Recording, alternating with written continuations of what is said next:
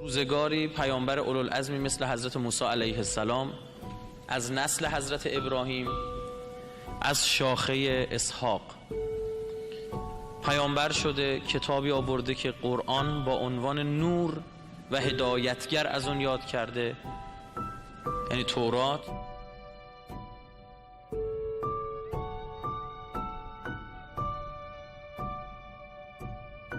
بعد از اون حضرت مسیح علیه السلام آمده، باز از نسل اسحاق و بنی اسرائیلی به عنوان پیامبری برای یهودیان، پیامبری که سالها یهودیان منتظر ایشون بودند.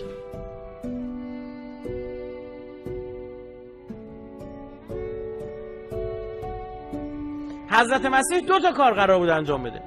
یک، پاکسازی بکنه تورات رو. 2، خبر آمدن آن موعود وعده داده شده رو بده. تورات کتاب پیدایش اینطور میگه که جمیع امتهای زمین به واسطه این فرزند تو برکت خواهند یافت. به حضرت ابراهیم جمیع امتها یعنی هر چی آدم رو زمینه برکت خواهند یافت، یعنی هدایت خواهند شد. چه موقعی که جمیع امتها هدایت میشن؟ اون فقط تو ظهور امام زمان. این از نسل کی؟ از نسل همون ذبیحه، اون قربانیه. اینا چون خودشون بچهای اسحاق بودن، یهودیا گفتن خب چند سالها بعد که گذشت گفتن خب حتما باید ذبیح اسحاق باشه. یعنی چی اسماعیل؟ دست بردن دستکاری کردن. دستکاری هم که کردن ریخته به هم تورات. اینا عنایت داشته باشید، ریخته به هم. خوشگل دستکاری نکردن که نشه ردی ازش کشف کرد. چندین دلیل با مبنای خود تورات اثبات میشه که اسحاق قربانی وعده داده شده نیست، پسر دومیه. حضرت اسماعیله. برای چی؟ مثلا آیه تورات اینه اخیدک احدک، اون عبریش میشه اخیدک، میگه تک پسر خودت را برای قربانی ببر. اگر این پسر دومیه باشه دیگه نمیشه تک پسر، باید بگه پسر دومی تو بردار ببر. الان گیر کردن بگن چی؟ بگن نه اینجا اخیدک یگانه پسر، یعنی که اون که اصلا دیگه، ببخشید، اون پسر دیگه که اصلا زبون املال آدم نیست. اونی که دوستش داری پسر تو اونه، چون از زن ساراس، اون مادرش کنیز بود. بعد یادشون رفته باز یه جای دیگه تورات میگه که نخست زاده، اون که به دنیا میاد، ولو مادرش کنیز باشه شأنش با حفظ شه. این 10 جاشون ریخته به هم. یا مثلا میگه حضرت هاجر اسماعیل رو بغل کرده بود، داشت میدوید میبردش. اینو چون بعد از آیه قربانی آورده، اگر قبول کنه قربانی اسحاق بوده، اسحاق 13 سال از اسماعیل کوچیک‌تره، یه سالم بعدش میشه، یعنی حضرت هاجر بچه 14-15 ساله رو بغل کرده میبرد. جور در نمیاد. تحریفات رو خاخامات چپوندن تو خود کتاب دینی. قرآن میگه به ثمن قلیل، برای یه چیز بی ارزش شما کتاب خدا رو تحریف کرد. اینا هر کار میخواستن بکنم یه آیه اضافه میکردن به تورات، میگفتن تورات بود. انگار برده شیطان رو زمین بودن.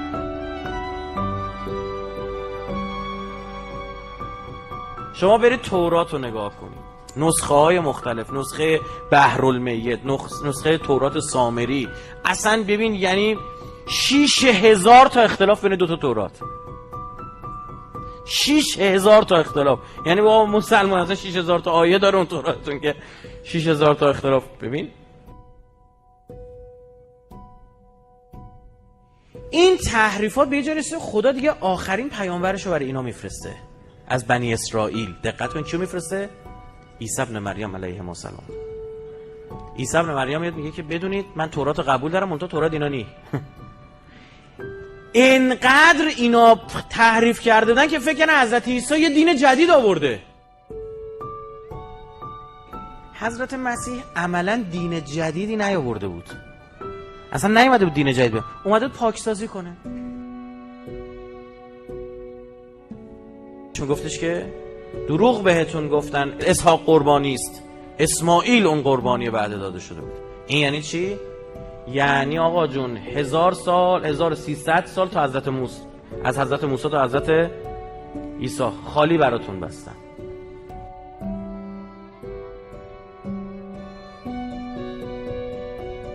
حضرت عیسی اصلا ادعای نداشت دین جدید آوردم. این همه پیغمبر اومدن، حضرت عیسی خودش یهودیه، از قوم همون است، از نسل همون است، از میان همون اومده. این همه پیغمبر داشتن کتاب آوردن که پیغمبر یهود. حضرت عیسی اومد صاحب کتابه. منتها اومدن چیکار کردن؟ گفتن نه این خیلی حرفش خطرناکه. و انصافا هم یه سر و گردن بالاتر از بقیه پیغمبرای اون موقع است.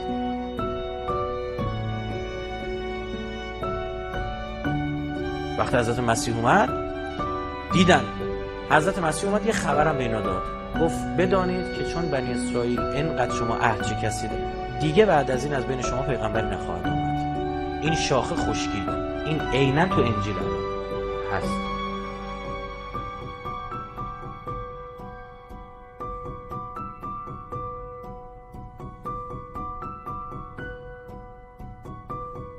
گفت شما بنی اسرائیل از شجره ابراهیم، این شاخه دیگه میوه نمیده، ثمره نداره، خشک خواهد شد و شاخه دیگه میوه خواهد داد. منظور کی بود؟ اسماعیل. بشارت داد به آمدن منجی. اسم رو هم گفت و همه هم منتظر بودن. اصلا اینکه دلایلی که یهودی بلند شدن شمال مدینه برای چی بود؟ برای همین.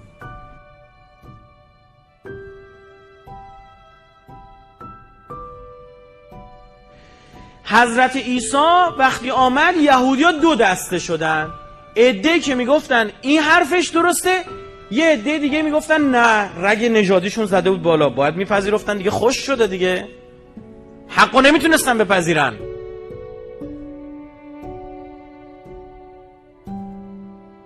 و پس از اون پیامبری، یعنی آخر پیامبران و خاتم پیامبران، که او هم از فرزندان دوباره حضرت ابراهیمه، یعنی با حضرت موسی و حضرت عیسی پسر عمو محسوب میشه، منتها از شاخه اسماعیل میاد.